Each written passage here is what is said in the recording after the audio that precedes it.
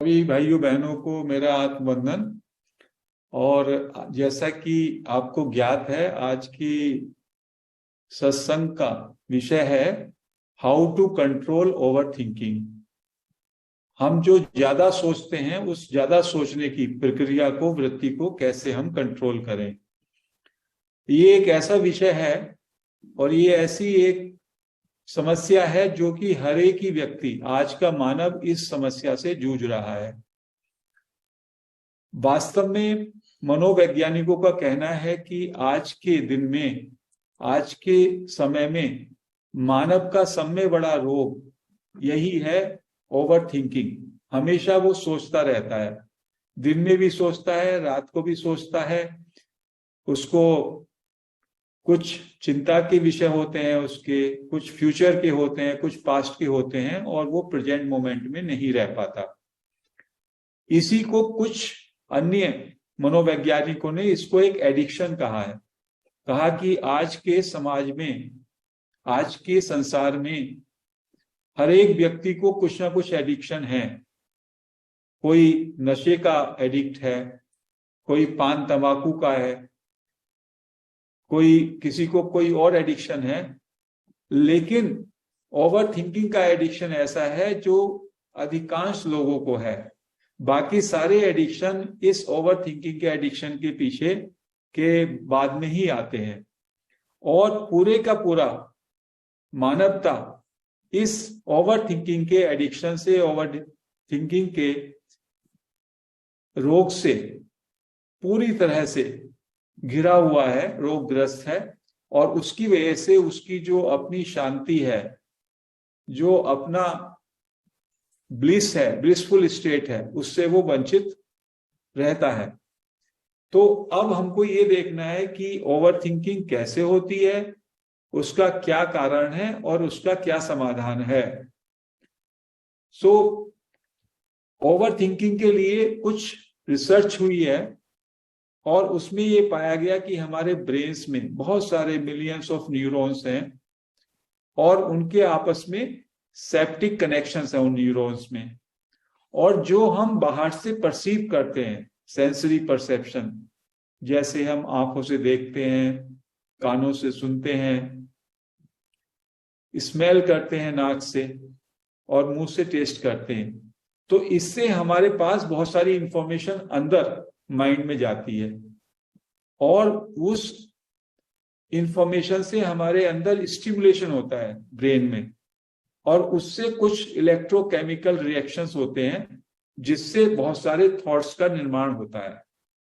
जो ये थिंकिंग है, थिंकिंग के लिए जो बाहर का तमाम सारा इंफॉर्मेशन है जो कि हमारे सेंसरी परसेप्शन से अंदर आता है, उससे हमारा थिंकिंग प्रोसेस पूरी तरीके से परिचालन होता है। लेकिन क्यों एक थॉट आ रहा है और क्यों दूसरा थॉट नहीं आ रहा, इसका वैज्ञानिकों को अभी भी इसका ज्ञान नहीं है। सामान्यतः प्रत्येक व्यक्ति को, आम व्यक्ति को एक दिन में 60,000 थॉट्स आते हैं। 24 आवर्स 60,000 थॉट्स। हम में से हर एक आदमी का ये अनुभव है, एक विचार चल रहा है, वो विचार गया नहीं, दूसरा विचार आ गया, तीसरा आ गया, और हमारा मन, हमारा माइंड हमेशा विचारों से संलिप्त रहता है, विचारों में फंसा हुआ रहता है। मन का मतलब ही क्या है? मन का मतलब है विचारों का संग्रह, बंडल ऑफ थॉट्स। तो यदि मन कभी विचारों से मुक्त हो तो वो विचारों की मुक्त अवस्था में ही आपको अपने स्वरूप का, अपनी आत्मा का बोध होता है। तो सारी स्पिरिचुअलिटी, सारी अध्यात्म की यात्रा एक तरीके से मन को शांत करने की यात्रा है। जो आप मेडिटेशन करते हैं, आनापानसति, उसमें हमारा क्या एफर्ट होता है? Empty your mind. बुद्धा ने कहा, ओ भिक्षुज एम्प्टी योर माइंड। हे भिक्षु, आप अपना मन खाली कर दो। मन खाली करने का मतलब क्या है? उसको विचारों से मुक्त कर दो। आनापानसति ध्यान में क्या करते हैं? श्वास को आलंबन करते हैं, श्वास पर हम अपने को कनेक्ट करेंगे और विचारों को छोड़ेंगे, ताकि हम लोग विचारों से मुक्त हो जाएं। विचारों से जब हम मुक्त होते हैं तब हमें अपने शुद्ध बुद्ध चेतन स्वरूप का बोध होता है।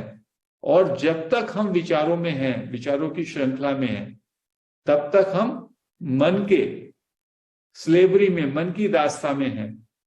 तो इसीलिए कहा कि जब तक आप मन के घेरे में हैं, मन के डोमेन में हैं, तब तक आप अपने आत्मबोध से बहुत दूर हैं।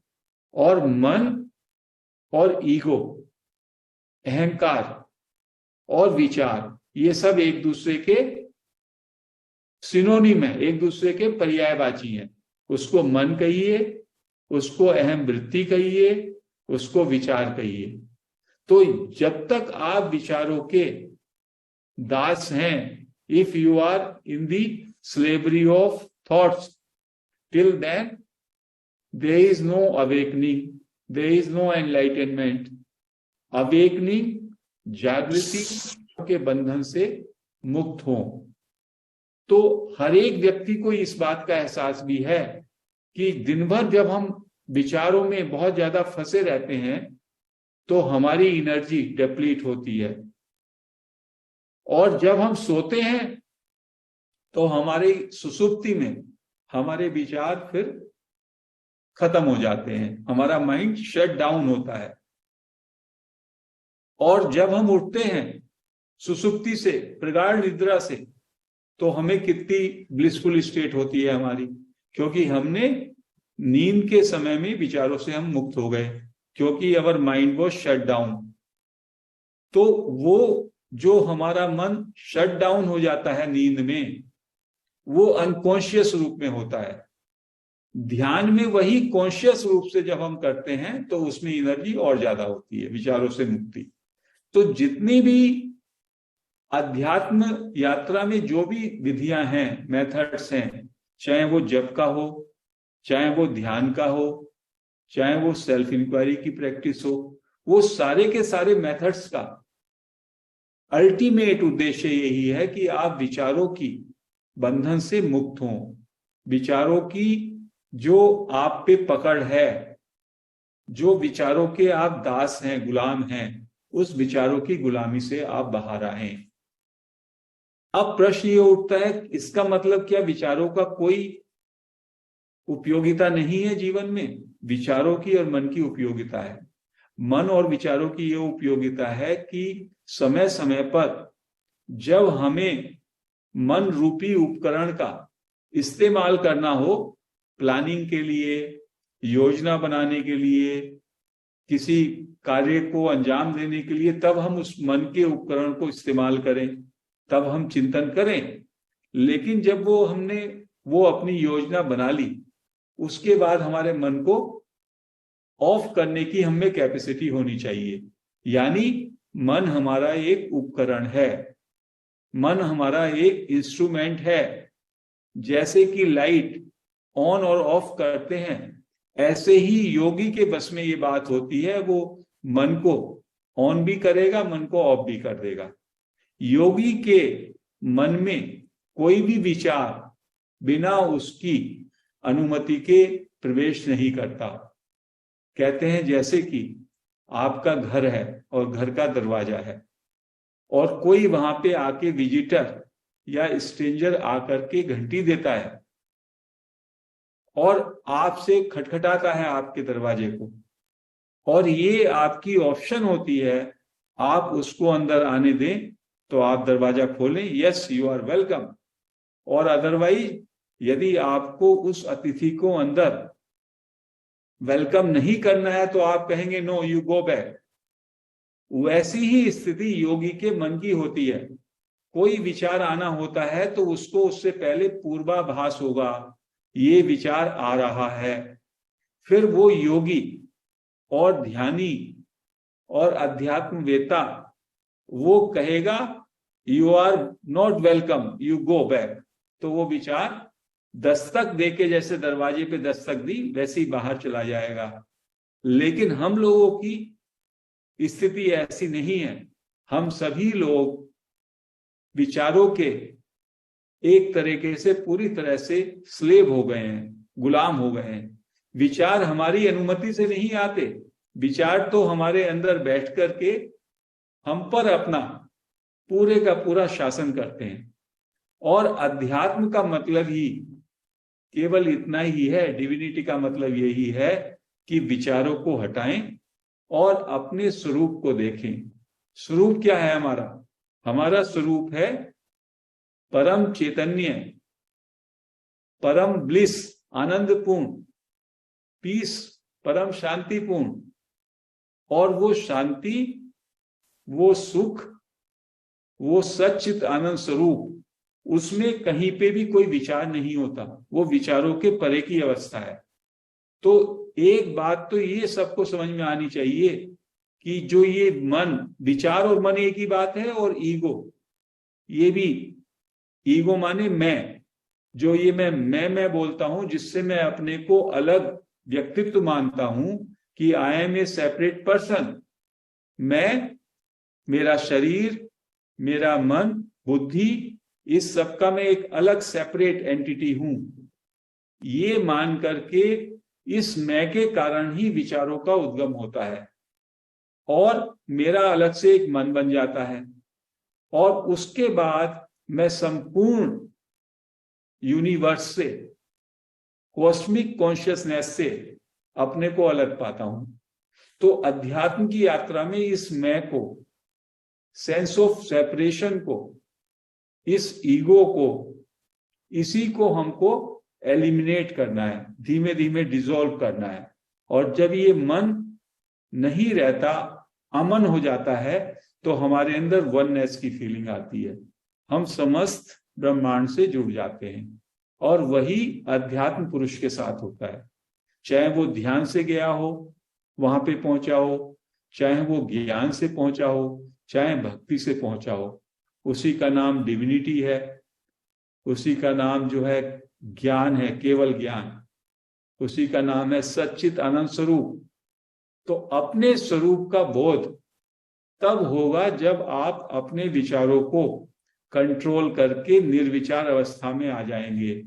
उसी का नाम है जीवन मुक्ति, उसी का नाम है आत्मबोध, उसी का नाम है आत्म अनुभूति, आत्म साक्षात्कार। उसी का मतलब है ईश्वर साक्षात्कार। तो हमको ये बड़ी क्लैरिटी होनी चाहिए कि हम सोचने के माध्यम से कभी भी अध्यात्म की यात्रा में आगे प्रगति नहीं कर पाएंगे। शुरू में हम लोग चिंतन के लेवल पर ईश्वर क्या है, मैं कौन हूं, मेरा ईश्वर से क्या संबंध है, इन सब बातों में हम विचार विनिमय करते हैं। लेकिन उसके बाद हमें इस सब को छोड़ के आगे की यात्रा में जाना होता है। तो ओवर थिंकिंग आज के समाज की, आज के मानव की बहुत बड़ी एडिक्शन, बहुत बड़ा रोग है। जैसे कि हम जब ज्यादा खाते हैं या कोई हमने पॉइजनस फूड खा लिया, इंटेक कर लिया, तो हमको डायरिया हो जाता है, इंग्लिश में डायरिया बोलते हैं उसको, लूज मोशंस हो जाते हैं। तो कहते हैं ये ओवर थिंकिंग भी मेंटल डायरिया है। इसको मनोवैज्ञानिकों ने कहा, इसको बहुत सारे बुद्ध पुरुषों ने कहा, it is like a mental diarrhoea. जैसे ज्यादा खाया तो आपका पेट खराब हो गया और आपको स्टोमक अपसेट होने से डायरिया हो गया। अब उसका क्या आपको उपचार करना होता है? जब डायरिया होता है, आप जो है आगे खाना बंद कर देते हैं थोड़े समय के लिए, ताकि आपके पेट को आराम मिले, और साथ में उसका उपचार करते हैं ताकि वो स्टोमक का डायरिया जो है वो कंट्रोल में आ सके। ओवर थिंकिंग में भी हमें ये करना है कि वी हैव टू स्टॉप। और जो थिंकिंग हमारा अंदर जा रहा है, ऑलरेडी हमारा माइंड बहुत सारे विचारों से भरा हुआ है, मेंटल डायरिया, और विचार आगे ना आए, ऐसा हमको युक्ति करनी है। नहीं तो विचार पहले ही मेरे माइंड में इतना है, 60,000 विचार ए डे, और विचार की लंबी कतार लगी है, और मेरे पास ऐसा कोई उपाय नहीं है जिससे मैं विचारों को ना कह दूं। तो कंटिन्यूअसली मेरा मेंटल डायरिया कंटिन्यूअस रहता है, उससे मेरा एनर्जी डेप्लीट होता है, उससे जो मेरा स्वरूप है, मेरी जो आत्मा, मेरा जो चेतन तत्व है, उसका मुझे बोध ही नहीं हो पाता, जो कि ब्लिसफुल है, जो कि हमेशा पूर्ण है, उसका मुझे ज्ञान नहीं हो पाता। तो इसलिए संतों ने, जो बुद्ध पुरुष हैं, उन्होंने इस बात के लिए बहुत सारी छोटी छोटी ट्रिक्स बताई, कैसे आप अपने विचारों की गति को पहले थोड़ा सा कंट्रोल करें, बहुत स्पीड से विचार आ रहे हैं उसको स्लो डाउन करें, फिर उसमें बिल्कुल कंट्रोल कर लें, फिर थोड़ा सा उसमें विचारों के आने जाने में बीच बीच में व्यवधान रहे, बीच बीच में गैप रहे, और फिर एक समय ऐसा आएगा जबकि आपकी निर्विचार अवस्था हो जाएगी या आपका थॉट प्रोसेस रुक जाएगा। और जब आपका थॉट प्रोसेस रुकेगा तब आपको उस असीम शांति की, अपने पूर्णता की, उस ब्लिसफुल स्टेट का थोड़ा सा झलकी मिलेगा। तो जब संतों ने इस बात का इन्वेस्टिगेशन किया, जांच किया, क्यों, क्या कारण है, ये विचार आते क्यों हैं, कॉमन आदमी को इतने विचार क्यों आते हैं, तो उन्होंने यही पाया, इसका कारण है आपका ईगो, आपका अहंकार। अहंकार के कारण आपने बहुत सारी चीजों से, बहुत सारी वस्तुओं से अपने को जोड़ लिया है, तादात्म्य कर लिया है। जैसे मेरा मकान, मेरा एक पद, मेरी गाड़ी, मेरा शरीर, मेरे विचार, इन सब से मैंने आइडेंटिफाई अपने को कर लिया, जबकि मैं वास्तव में इनसे मेरा कोई रिश्ता नहीं है, ये सब असत है। इससे मैंने आइडेंटिफाई अटैचमेंट के कारण कर लिया है, अविद्या के कारण किया, इग्नोरेंस के लिए कारण किया। अदरवाइज आप जानते हैं आप मकान नहीं है, मकान तो कुछ समय के लिए, जब तक आपका शरीर है, शरीर के साथ संबंध होने से आप मकान में रह रहे हैं। अब से 20 साल बाद, 40 साल बाद ना ये मकान रहेगा, ना ये शरीर जिसमें आपकी आत्मा का निवास है वो रहेगा। तो कोई भी बुद्ध पुरुष वो अपनी तमाम सारी वस्तुओं से, अपने पोजेशन से, अपने शरीर से, अपने विचारों से उसका तादात्म्य, आइडेंटिफिकेशन नहीं होता। और जिस चीज से आपका आइडेंटिफिकेशन, मतलब जिससे आपका अटैचमेंट नहीं होता, वो आपके थॉट प्रोसेस में आएगा ही नहीं। तो इसलिए जितने आध्यात्मिक यात्रा पे जो भी सीकर्स निकले, या जिन बुद्ध पुरुषों ने उस अवेकनिंग को पाया, उन्होंने इस इग्नोरेंस को जाना कि I am not the body, ये ज्ञान है, मैं शरीर नहीं हूं, शरीर मेरा है, इसका मतलब मैं ऑनर हूं और ये शरीर केवल मुझसे रिलेटेड है। ये मन, विचार, बिलीफ सिस्टम, ये भी मैं नहीं हूं, मैंने ये चीजें अपने साथ अटैच कर रखी हैं। बुद्धि भी मैं नहीं हूं। नाम, मैं अपने नाम से मुझे बड़ा प्रेम होता है। जब जन्म लिया तो नाम मेरे साथ नहीं आया, नाम मेरे माता पिता ने मुझको नाम दिया, और वो नाम मैं जब तक जीवन रहेगा तब तक वो नाम या कोई दूसरा बदला हुआ। तो मेरी जो नेम एंड फॉर्म है, इस नेम एंड फॉर्म से के साथ, अपने विचारों के साथ तादात्म्य करके, आइडेंटिफाई करके, मैंने एक self image, illusory self image बना ली, उसको ईगो कहते हैं।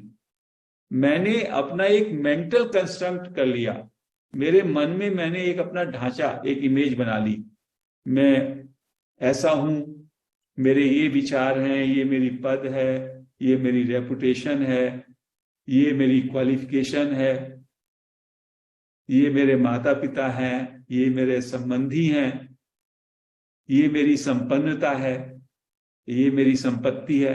इस तरह से मैंने एक अपना खाका बना लिया, जो परिचय मेरे शरीर, मन, बुद्धि का है, मेरा नहीं है। मैं तो इसके बियॉन्ड दृष्टा या साक्षी चेतन तत्व हूं, प्योर कॉन्शियसनेस, जिसको आज की भाषा में कहते हैं बीइंग, होनापन मात्र, sense of feeling of being only.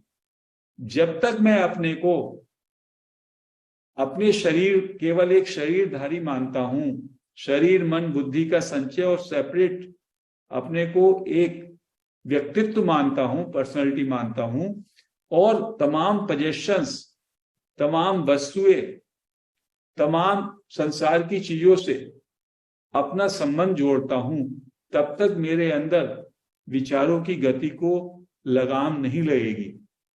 अब प्रश्न ये उठता है कि यदि हम संसार में रहते हैं, हमारा अपना परिवार है, हमारे अपने संबंधी हैं, हमारी ड्यूटीज है, हम अपनी आजीविका कमाते हैं, तो ये कैसे संभव है कि मैं इनको अपना नहीं मानूं? तो बुद्ध पुरुषों ने कहा कि उपयोग के लिए आप उन पे इन्वॉल्व भी होइए, उनका उपयोग भी कीजिए, लेकिन जो आपका अटैचमेंट है उनसे, आइडेंटिफिकेशन है, इतना आइडेंटिफिकेशन है कि आप अपना स्वरूप भूल गए कि आप एक चेतन तत्व हो। You are pure consciousness, you are soul.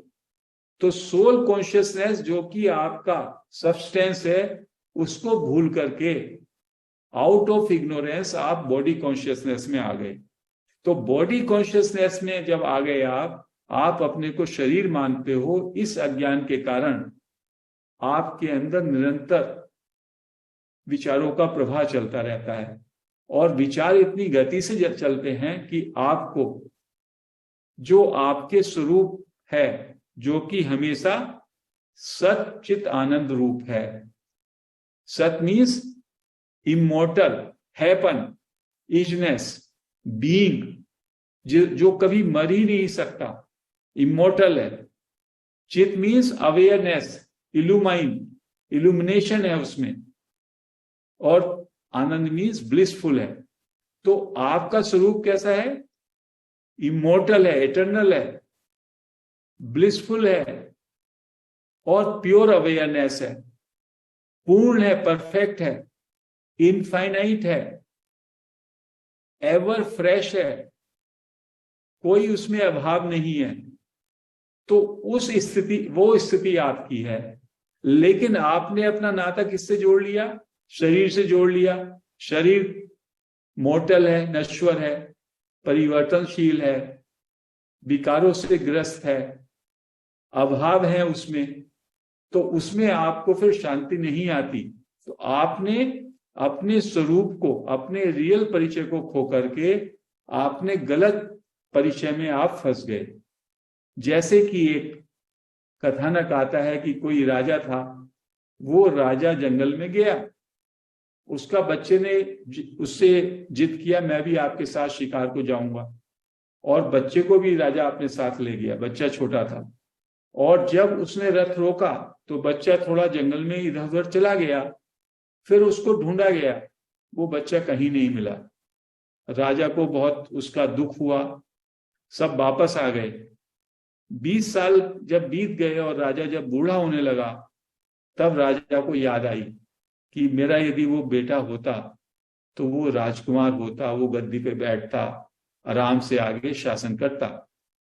तभी कहीं से, राज्य में कहीं से ये संदेश आया कि एक युवक राजा की तरह का दिखने में एक जंगल में किन्हीं भीलों के पास रहता है। तो राजा ने अपने मंत्री को, अपने सेनापति को वहां पे भीलों के पास भेजा। वो भील के पास गए और वहां पे देखा वो लड़का देख करके तो लगा उनको कि ये तो जैसे राजा अपनी युवावस्था में लगते थे वैसा ही वो, उसका चेहरा, उसका आकर्षक व्यक्तित्व। तो मंत्री पहचान गए, ये तो वही राजकुमार है जो कि खो गया था। तो भीलों से पूछा गया, भाई ये बच्चा आपके पास कैसे आया? शुरू में उन्होंने आनाकानी की, बाद में उन्होंने एडमिट किया, हमको तो बच्चा ये जंगल में खोता हुआ मिल गया था, तो हमने इसको अपने बच्चे की तरह से पाला। तो मंत्री ने कहा, इसके कपड़े दिखाइए, जो कपड़े उस टाइम पे पहने हुए थे।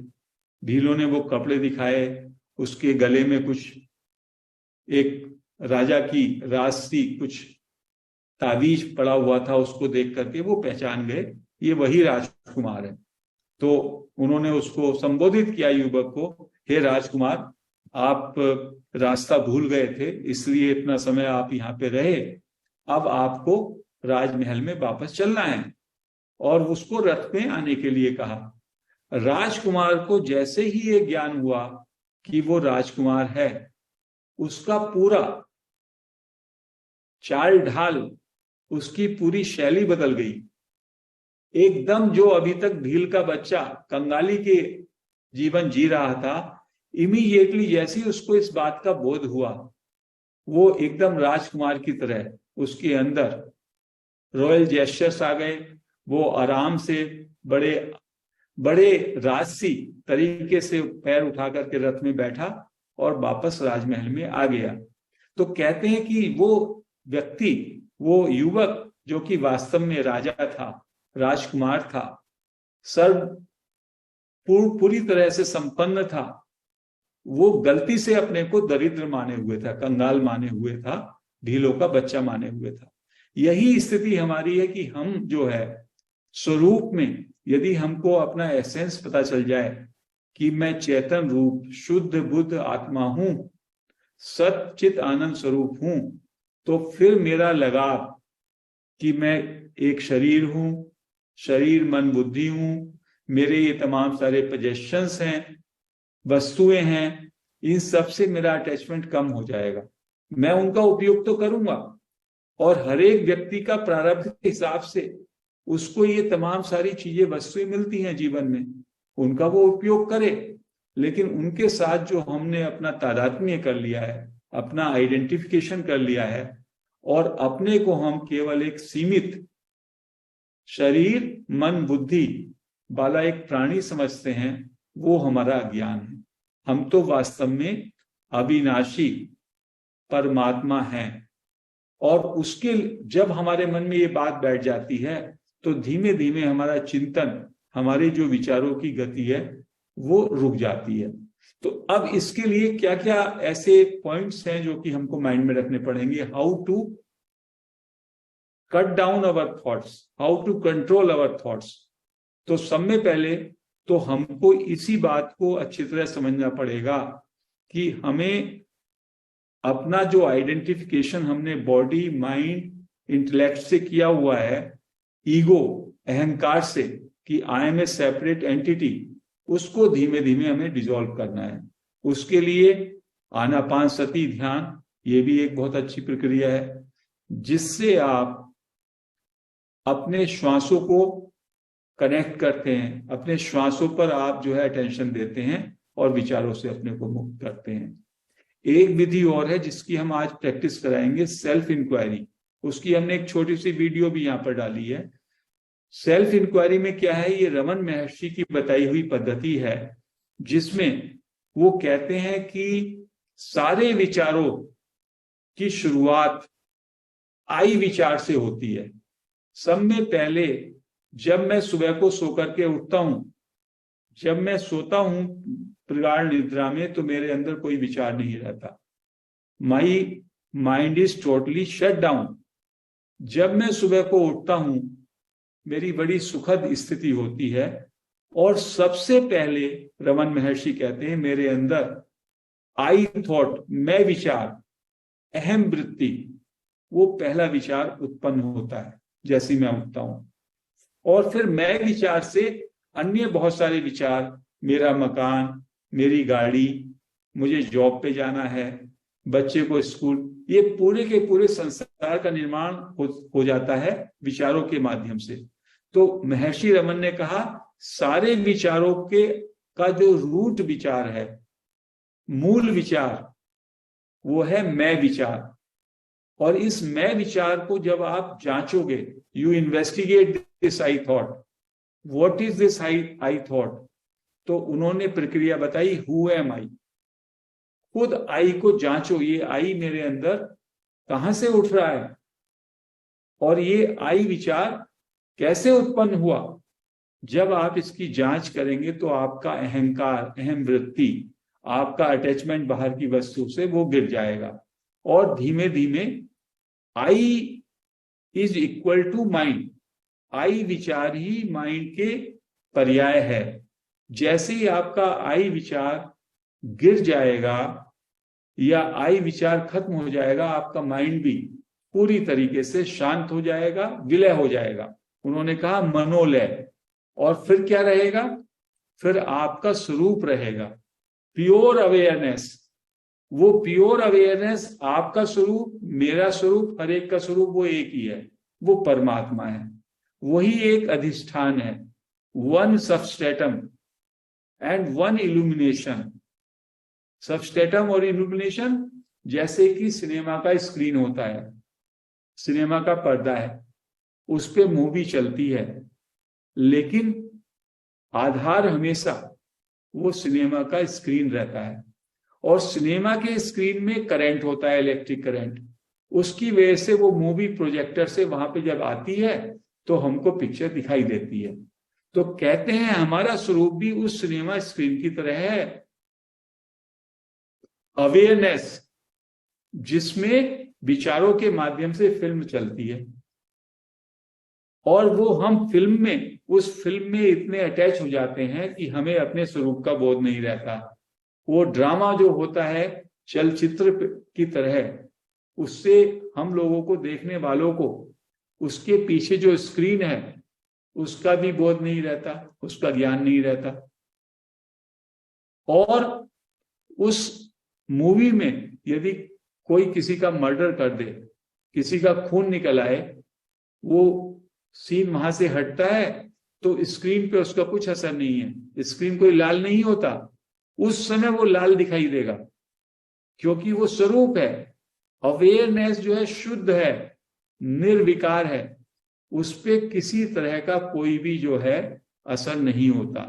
ऐसे ही हमारे स्वरूप पर सुख दुख का कोई भी असर नहीं होता।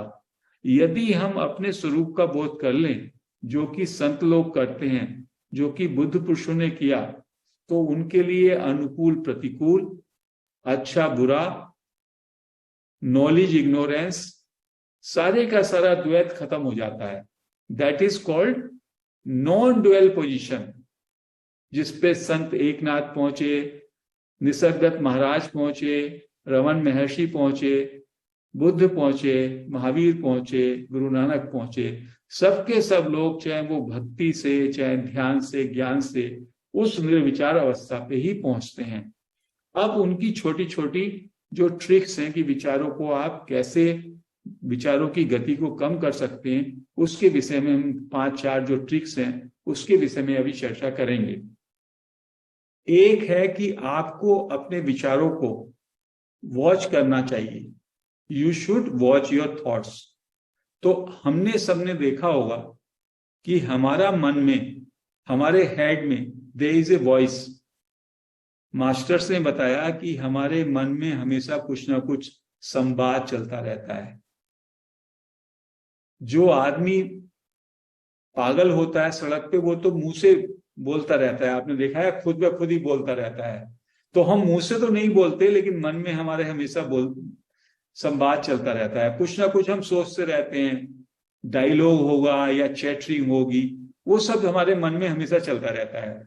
तो वो एक मूर्छा की स्थिति है, वो एक मूर्छा की स्थिति है। तो उसके लिए मास्टर्स ने कहा आप उसको वॉच करें, try to listen to your mind.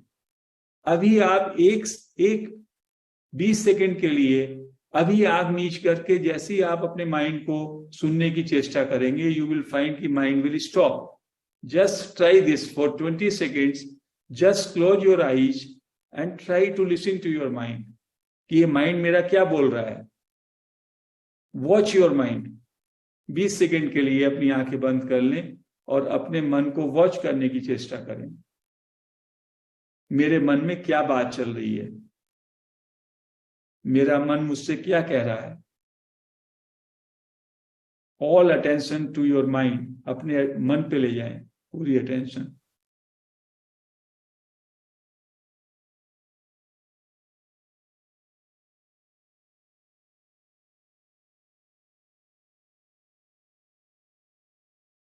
या अपने मन को सुनने की चेष्टा करें, मेरा मन के अंदर क्या संवाद चल रहा है उसको मैं सुनूं। You will find the moment जब आपने अपनी अटेंशन अपने माइंड पे लाई, तो आपका जो विचार चल रहे हैं वो रुक जाते हैं। यस और नो, किसी ने ये एक्सपीरियंस किया कि जो हमारे मन में कुछ बातें चल रही थी वो बातें रुक गई? क्यों रुक गई? हमने पहले हम मन पे हमारी पूरी अटेंशन नहीं थी, अब हम मन के प्रति ज्यादा जागरूक हो गए, तो हमारी अवेयरनेस बढ़ेगी। तो मन में जो है हमारी जो मन जो है आपका डार्कनेस में, जब डार्कनेस होती है तब मन एक्टिव होता है, और जब आपकी अवेयरनेस की लाइट वहां पे आ जाती है तो डार्कनेस खत्म हो जाती है। जैसे अंधेरा है और सूरज की लाइट में अंधेरा खुद ब खुद खत्म हो जाएगा। तो लाइट किसकी है? अवेयरनेस की, स्वरूप की। So when we put our attention to our mind, mind will stop, उसका विचार रुक जाएगा। तो एक प्रैक्टिस हम फिर से करेंगे इसको, try to listen to your mind. हमारे मन में क्या बात चल रही है, what is the voice in my head, उसको सुनने की चेष्टा करो 1 मिनट 2 मिनट को। तो उससे आपको समझ में आएगा, अरे ये माइंड तो बिल्कुल अभी तो बिल्कुल स्टॉप हो गया, नहीं तो कुछ ना कुछ बात चल रही थी। और उसके बाद वॉच योर थॉट्स, उसके बाद आप वेट करें और अपने थॉट्स को वॉच करें, क्या विचार आ रहे हैं। तो आप पाएंगे कि आपका दृष्टा, आपका स्वरूप है दृष्टा या साक्षी, विटनेस कॉन्शियसनेस। और ये विचार तो क्लाउड की तरह हैं, जैसे कि स्काई और क्लाउड्स दोनों में फर्क है। तो आपका स्वरूप जो आपकी अवेयरनेस है that is like a sky, और ये जो थॉट्स हैं एक मूविंग क्लाउड्स हैं, मूविंग क्लाउड्स। तो आप इनको वॉच कर सकते हैं। अभी वो आपसे चिपके हुए हैं। आपको गुस्सा आया तो आप उस टाइम पे गुस्से के साथ चिपक गए, आपको द्वेष आया द्वेष के साथ चिपक गए। लेकिन फिर जब आप वॉच करने लगेंगे तो वो सारे के सारे इमोशंस, विचार आपसे दूरी कर लेंगे। You will know that you not that anger, you are not that hatred. आपका उनसे डिटैचमेंट हो जाएगा और आप एज ए विटनेस उनको दूर से देखेंगे। तो ये दूसरी ट्रिक है। पहली ट्रिक है try to listen to your mind, second है वॉच योर थॉट्स। उसके बाद है कि जब हम थॉट्स को वॉच करते हैं, अभी हमारे थॉट्स कंटिन्यूअसली एक थॉट है और एक थॉट जाता नहीं।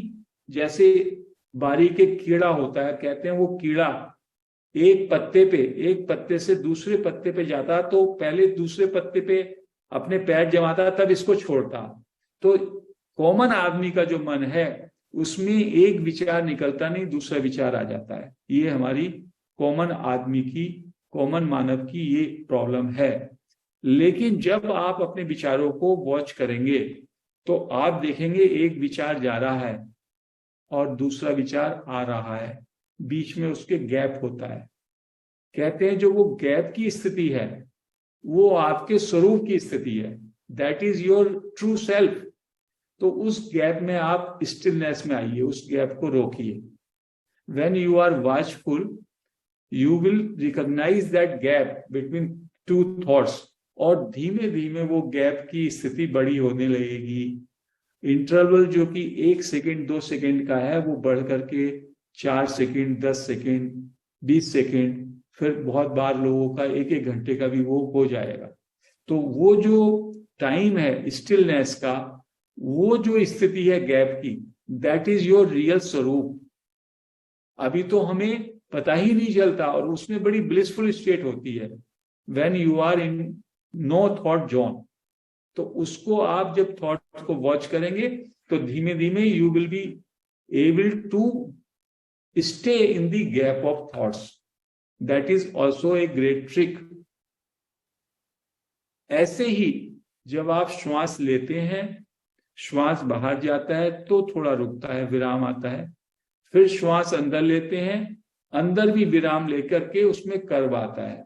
तो जो वो विराम का पॉइंट है, that is again a gap, वो भी एक गैप है। दैट इज अगेन वही स्थिति है कि योगियों का वो गैप बहुत बड़ा होता है।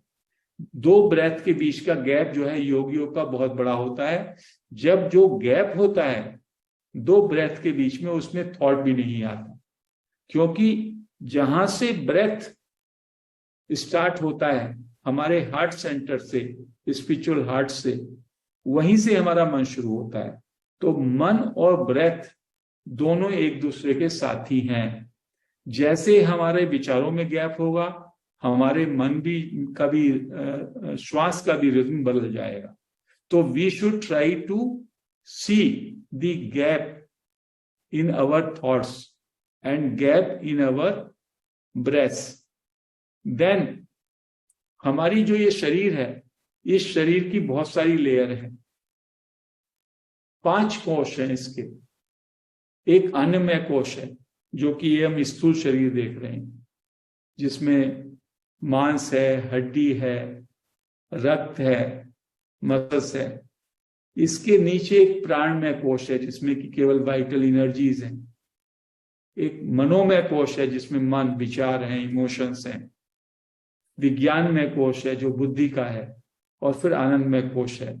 तो जो हम इसको स्थूल शरीर के अंदर जो हमारा सूक्ष्म शरीर है जिसमें वाइटल एनर्जीज है, तो बुद्ध पुरुषों ने कहा you should get connect to your energy body, inner body जिसको कहा। इनर बॉडी से जब हम अपने को कनेक्ट करते हैं, दैट इज सूक्ष्म शरीर, तो उससे हमारे अंदर एक सेंस ऑफ प्रेजेंस, हमारी अवेयरनेस एनहांस होती है। अभी हम लोग मन के स्तर पर, जब तक हम इस स्थूल शरीर से अपने को अटैच ज्यादा पाते हैं, हमारी अटेंशन जब तक इस स्थूल शरीर पे होती है, तो हमारी जागरूकता नहीं आती। जैसे ही हम अपने इनर बॉडी पर, अपने एनर्जी बॉडी से अपने को कनेक्ट करते हैं, तो हमारे अंदर सेंस ऑफ प्रेजेंस, हमें वो अवेयरनेस की आभास होती है। अवेयरनेस हमको, जागरूकता हमारी ज्यादा बढ़ जाती है। तो try to connect to your energy field, inner body. That is another trick of controlling your thoughts. Meditation is another way. जब हम अपने ब्रेथ पर अटेंशन देते हैं और विचारों को छोड़ते हैं, तो उससे आपने देखा होगा आनापानसति ध्यान करने से काफी समय हमारा कोई विचार नहीं रहता, और कभी कभी विचारों का अंतराल बहुत बढ़ जाता है। तो आनापानसति और breath awareness technique of meditation is also very effective way of controlling the thoughts. एक हमारे जो माइंड के पैटर्न्स हैं, संतों ने कहा कि उन माइंड के पैटर्न्स को, बिलीफ सिस्टम्स को भी हमको तोड़ना होगा। तो बिलीफ सिस्टम में क्या है? जजमेंटल। जहां भी आप जजमेंट करते हैं, अच्छा है, बुरा है, वहां पे आपका माइंड सक्रिय है। तो संतों ने कहा डोंट जज एनीवन, डोंट जज एनीवन। जजमेंट, जो हमारी जजमेंट की एटीट्यूड होती है घड़ी घड़ी में, ये व्यक्ति अच्छा है, ये बुरा है, तो यू विल नॉट जज। जजमेंट होना जो है, उससे हमारा माइंड सक्रिय होता है, थिंकिंग प्रोसेस चलता है। तो हमें जजमेंटल नहीं होना है। दूसरा, हमारा माइंड जो है रेजिस्टेंस करता है। जो भी हमारा प्रेजेंट है, now is the only reality. ये वर्तमान क्षण जो है, यही एक रियलिटी है। पास्ट और प्रेजेंट तो माइंड के दायरे में रहता है। तो प्रेजेंट में कोई कमी नहीं है। All awakened people are saying present is flawless. Now, जिसका नाम दिया नाउ में, इस मोमेंट में ही आपको टोटल एक्सेप्टेंस में रहना है। No resistance to this moment. This moment is perfect, and if you can be happy in this moment, the next moment will be born from this moment. सो इस नाव में हमको अधिक से अधिक टाइम में जागरूकता में पास्ट को छोड़ें, फ्यूचर की कल्पना ना करें, इस मोमेंट में टोटल सरेंडर और एक्सेप्टेंस के साथ, सर्व स्वीकार्यता के साथ इस मोमेंट में रहें। So now is another gateway to overcome the thought process. तो हम उसको कहते हैं प्रेजेंट मोमेंट कॉन्शियसनेस। इस मोमेंट की कॉन्शियसनेस में हमेशा रहें, उससे हमारी जागरूकता बढ़ेगी। And one of the most effective trick which has been told by Raman Maharshi is the self-inquiry practice, जिसको कहा Who am I? अपने से ये क्वेश्चन पूछें, मैं कौन हूं? और पूरे समय जब से मैं जन्म लिया और जब तक मेरा जीवन चलेगा, मैं आई बोलता रहता हूं सुबह से शाम तक, लेकिन मैंने कभी ये जांचा नहीं ये आई क्या है। जब मैं देखूंगा तो लगेगा ये तो आई केवल एक विचार है, और ये विचार मेरे माइंड में मैंने एक अपनी इमेज बनाई है, उस इमेज के कारण मैंने अपना एक चित्र अपने अंदर क्रिएट कर लिया। मैं अच्छा आदमी हूं, मैं संपन्न व्यक्ति हूं, मैं अपनी बहुत सारी क्वालिटीज, और उस सेल्फ इमेज को आई के साथ आइडेंटिफाई करके उसको मैं बढ़ाना चाहता हूं, उसको मैं एक्सपेंड करना चाहता हूं। जैसे सागर है, सागर से एक लहर उठी, वो लहर और ऊंची उठना चाहती है, और वो कभी जब मेरी कोई इच्छा पूरी हो जाती है तो मैं अपने को खुशी महसूस करता हूं, दूसरे ही घड़ी मेरी दूसरी इच्छा पैदा हो जाती है। तो कहते हैं यदि इस आई को आप इन्वेस्टिगेट करेंगे, रमन महर्षि कहते हैं, तो you will find this I is illusory. ये जो सेल्फ इमेज का आई है, ये केवल आपके मन ने क्रिएट किया है, ये वास्तव में है ही नहीं। और जैसे ही ये आई आपका गिर जाएगा, आई मीन्स ईगो, माइंड, अहंकार खत्म हो जाएगा, तो क्या बचेगा शेष? केवल गॉड बचेगा, केवल अवेयरनेस बचेगी, केवल साक्षी बचेगा, प्योर बीइंग बचेगा, जो कि आपका सच्चा स्वरूप है। फिर आपके अंदर से भय निकल जाएगा मृत्यु का, और आपके अंदर से चाह भी निकल जाएगी। You will B free from desires, you will overcome the fear of death. क्योंकि जब आपका आई गिर गया, इसका मतलब है आप पहले ही डाई हो गए। जिस दिन आपने अपना बॉडी से संबंध छोड़ दिया, उस दिन आपकी डेथ हो गई। तो स्पिरिचुअलिटी का मतलब होता है you die before actual death. संत की भी बॉडी माइंड सब रहता है, लेकिन संत ने उससे पहले ही उसकी डेथ हो चुकी है। दैट इज कॉल्ड कि आपका बॉडी माइंड से डिलिंक हो गए आप, and you stay in your self. आप अपनी आत्मा में विचरण करते हैं, आप अपनी आत्मा में रहते हैं, आप अपने आत्मा के सुख की अनुभूति करते हैं। तो कहते हैं कि आप आई की खोज में लग जाएं। रमन महर्षि की एक ही टेक्निक थी, जो भी कोई आता था उससे कहते थे हु एम आई। वो कहता था मेरी ये प्रॉब्लम है, तो कहते थे ये पूछो ये किसको हो रही है, एंड हु एम आई।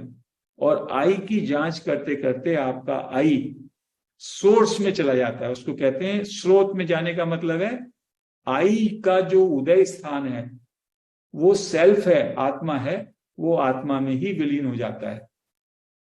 क्या है? Mind is a reflected consciousness. जैसे चंद्रमा की अपनी जो है कोई प्रकाश नहीं है, सूर्य से प्रकाश पाता है, तो आत्मा या साक्षी या अवेयरनेस, इसके प्रकाश से माइंड में रिफ्लेक्टेड प्रकाश आता है। तो जब हम माइंड को अन्वेषण करते हैं, आई को अन्वेषण करते हैं, तो आई अपने को विड्रॉ करते हुए आत्मा में ही लीन हो जाता है। तो रमन महर्षि की जो पद्धति है, which is called the most advance technique आत्मबोध की, और रमन महर्षि ने कहा कि जिन लोगों को के अंदर थोड़ी स्टेबिलिटी है, थोड़ी परिपक्वता है, तो वो सेल्फ इंक्वायरी की प्रैक्टिस को जीवन में उतारें। Because that is called the direct path to realise your self. तो डायरेक्ट पाथ को जो रियलाइज करने के लिए self inquiry is the only practice. उससे उन्होंने कहा कि immediately you can realise you are the self, that is called the direct path. बाकी सारे मेथड रमन महर्षि ने कहा जैसे जैसे सीकर्स की योग्यता है, परिपक्वता है, उस हिसाब से वो उनको अपना सकते हैं। जप को भी अपना सकते हैं, तीर्थ स्थान पे भी जा सकते हैं, कीर्तन भी कर सकते हैं। जैसे जैसे जिसकी पात्रता, योग्यता, परिपक्वता है उस हिसाब से कर सकते हैं। तो self inquiry is another most effective technique to control and to dissolve the mind, because ultimately we have to dissolve our mind, we have to eliminate our mind। Mind ही बीच में सब में बड़ा कल्प्रिट है, जिसकी वजह से हमको अपने स्वरूप का बोध नहीं हो पाता, ज्ञान नहीं हो पाता, और हम कॉन्स्टेंटली ओवर थिंकिंग में लगे रहते हैं। तो ओवर थिंकिंग के ये बहुत 8 या 10 युक्तियां आज हमने चर्चा की, जिसमें अपने माइंड में क्या हमारी आवाज चल रही है उसको सुनना है, थॉट्स के गैप को देखना है, ब्रेथ के गैप को देखना है, breath awareness technique, Anapanasati meditation, हमारे जो माइंड के जो सक्रियता के प्रमाण हैं जैसे जजमेंट, रेजिस्टेंस, उनको हमें छोड़ करके एक्सेप्टेंस और सरेंडर पे आना है। प्रेजेंट मोमेंट में माइंडफुलनेस के साथ रहना है और सेल्फ इंक्वायरी प्रैक्टिस करना है। और जो हमारा सूक्ष्म शरीर है, इनर बॉडी एनर्जी फील्ड, उससे अपने को कनेक्ट करना है। तो और लास्ट में नो कंप्लेंट, नो एक्सपेक्टेशन, कोई भी किसी से एक्सपेक्टेशन ना रखें, ना किसी की शिकायत करें, समता में रहें। समता का मतलब है अनुकूल हो जाए, आपके मन के हिसाब से हो जाए तो भी ठीक है, ना मन के हिसाब से हो तो भी ठीक है। उसको कहते हैं योग है समत्वम उच्यते। ध्यान की भी जो डेफिनेशन दी है उसमें है, ध्यान है निर्विषयम मनहा। जब हमारा मन निर्विषय हो जाए, विषय से मुक्त हो जाए, विचारों से मुक्त हो जाए, तो वो ध्यान की स्थिति है।